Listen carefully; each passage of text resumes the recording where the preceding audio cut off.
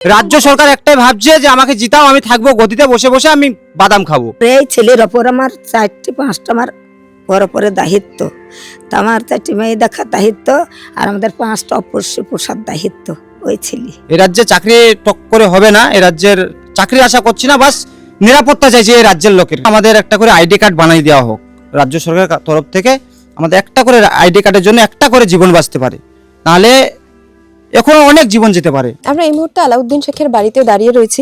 আপনি আলাউদ্দিন শেখের কি হন? মা হচ্ছে। মা হন আপনি। তো উনি কতদিন হলো পরিযায়ী শ্রমিক হিসেবে বাইরে কাজ করছিলেন?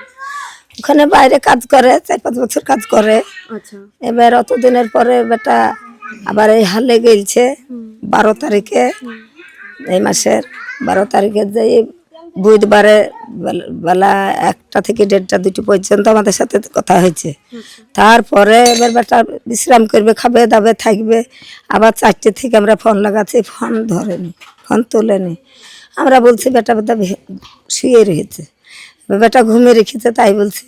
আবার বেটাকে রাতে ফোন করছি, ফোন ধরেনি, ফোন তুলছে না। তা কী হইলে আমরা সারা রাত ওই আলোচনা করছি। আবার সকাল 7টা হলো বৃহস্পতিবারের দিন, তখন বেটা ফোন তোলে না। তখন আমাদের একটা বিগিল্লি গেল, কি হইলো?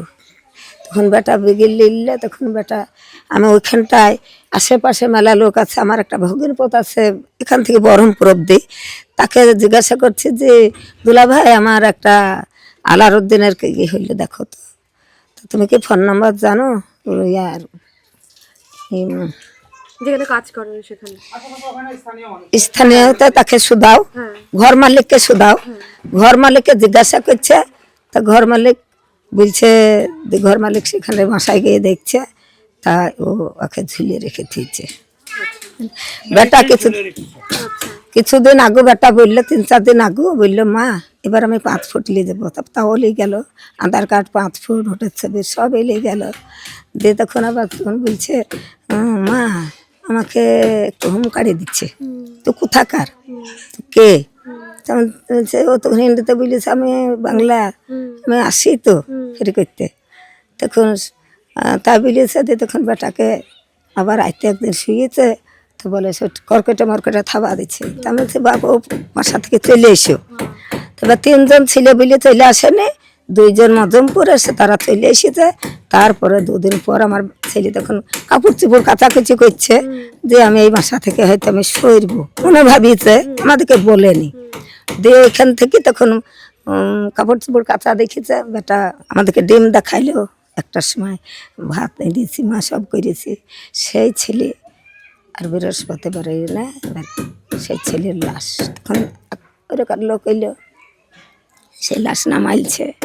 সেই লাশ প্রশাসনরা লেগেই পোস্টমার্টারে দিয়েছে, পোস্টমার্টাম করেছে। কইটি আমাদের শুক্রবারের 7টার সময় মহেশপুরে পৌঁছাইছে। আপনার কয় ছেলে? 2 ছেলে 4 মেয়ে, বৌমা, একটা নাতনি। 2জন ছেলেই কি পরিযায়ী শ্রমিকের কাজ করে? না না, আমার এই ছেলে পৃথক, ওই যে তার ঘর বাড়ি। এই ছেলে পৃথক, আমার এই ছেলের ওপর আমার 4টি 5টা আমার ওর ওপরে দায়িত্ব, তা আমার 4টি মেয়ে দেখার দায়িত্ব, আর আমাদের 5টা অপরিসীম পোষার দায়িত্ব ওই ছেলে। আমার ওই ছেলে শুক্রবারে কাফন দাফন করে আমার মাটি হয়েছে। আপনি ভাগনা বললেন। হ্যাঁ, আমি হ্যাঁ, ভাগনা, যিনি মারা গেছেন আলাউদ্দিন শেখের ভাগনা। আমার নাম আবু বক্কর, বাড়ি দয়ানগর বেলডাঙ্গা। আচ্ছা, মানে এই যে মামা বাইরে কাজ করতে গেছে, বা তাছাড়া এই যে গ্রামের আমি আসছিলাম, প্রচুর ছেলেরা সবাই পরিযায়ী শ্রমিক বাইরে কাজ করতে যাচ্ছে। পশ্চিমবঙ্গে চাকরি নেই, মানে এটা নিয়ে আপনি তো একজন যুবক এই সমাজে, এখানে থেকে কাজ করাটা তো মানে আপনাদের দাবি হওয়ার কথা। পশ্চিমবঙ্গে বাইরে যেতে হচ্ছে, তবে কি সমস্যা হচ্ছে? আমাদের বাইরে যেতে হচ্ছে একটাই কারণ, রাজ্য সরকারের কারণে আমাদের বাইরে যেতে হচ্ছে। রাজ্য সরকার চাইলে অনেক কিছু করতে পারে। আমরা যে পরিযায়ী শ্রমিক, আমরা যে ভিন রাজ্যে যাচ্ছি, আমাদের কোনো নিরাপত্তা দিচ্ছে না। রাজ্য সরকার একটাই ভাবছে যে আমাকে জিতাও, আমি থাকবো গদিতে বসে বসে আমি বাদাম খাবো, আর কিছু চাইছে না রাজ্য সরকার, বাস এটুকুই চাইছে।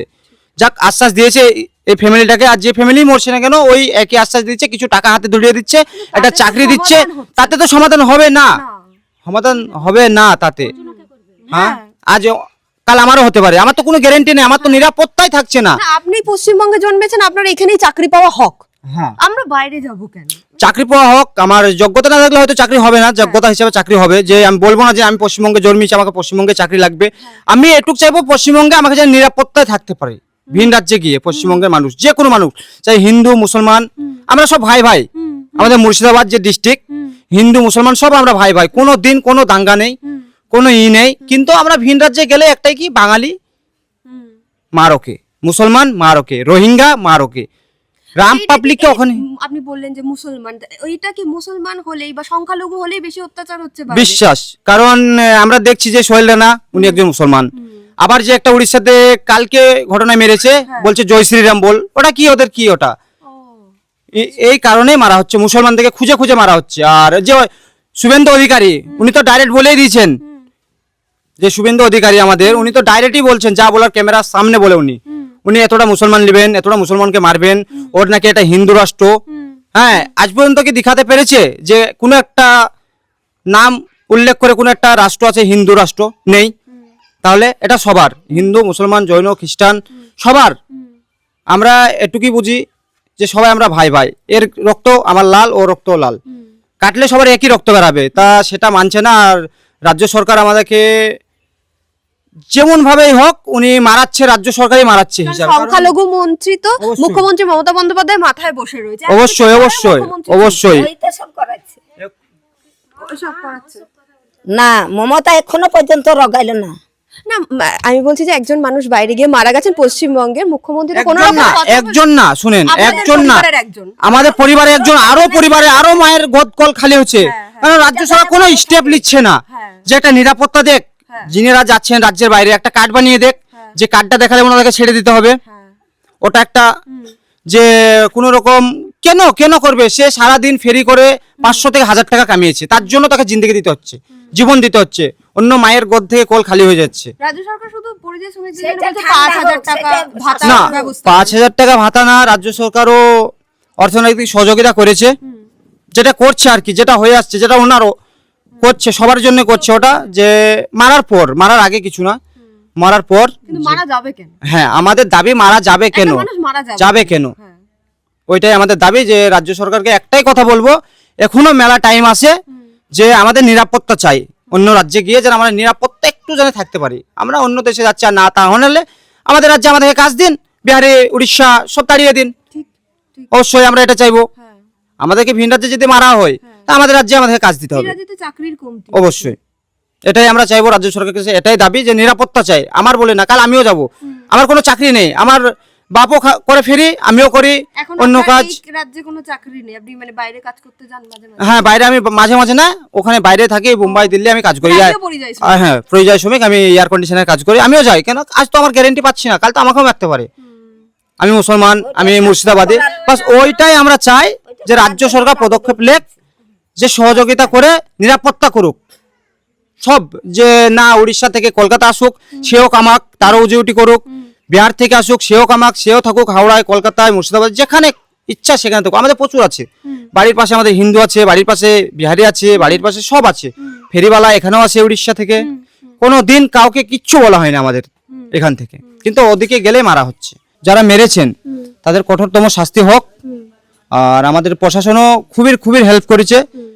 আর একটাই কথা বলবো, আমাদের একটা করে আইডি কার্ড বানিয়ে দেওয়া হোক রাজ্য সরকারের তরফ থেকে, আমাদের একটা করে আইডি কার্ডের জন্য একটা করে জীবন বাঁচতে পারে, নাহলে এখনো অনেক জীবন যেতে পারে। মানে তাও মানে প্রচুর তো পরিযায়ী শ্রমিক অনেকেই মারা গেছে।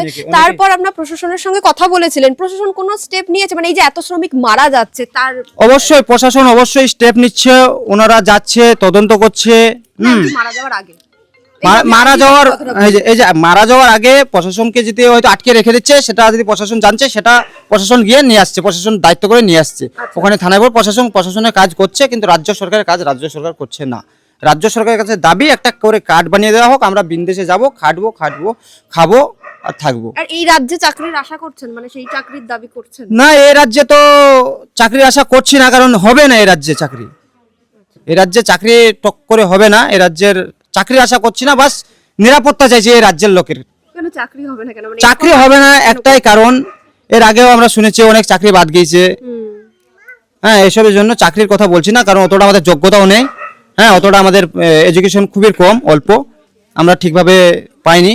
সুরক্ষিত পড়াশোনা, আমাদের ফ্যামিলি ঠিকভাবে পড়াশোনা করতে ঠিকভাবে পাইনি বলতে গেলে, পেয়েছি সরকারি স্কুল পেয়েছি, গভর্নমেন্ট স্কুল পেয়েছি, হয়তো আমরা অর্থনৈতিক সহযোগিতা আমরা নিজে হয়তো পারিনি, বাপ খেটে এনে 3টে তার ছেলে সংসার চালাবে না পড়াবে, এই কারণে আমাদেরকেও রাস্তা বেছে নিতে হয়েছে কাজ করা। তা আমরা এটুকু চাই, সুরক্ষিত চাই, বাস আর কিছু চাই না, চাকরি চাই না, বাস সুরক্ষিত চাই অন্য রাজ্যে গিয়ে, এটুকুই আমাদের দাবি।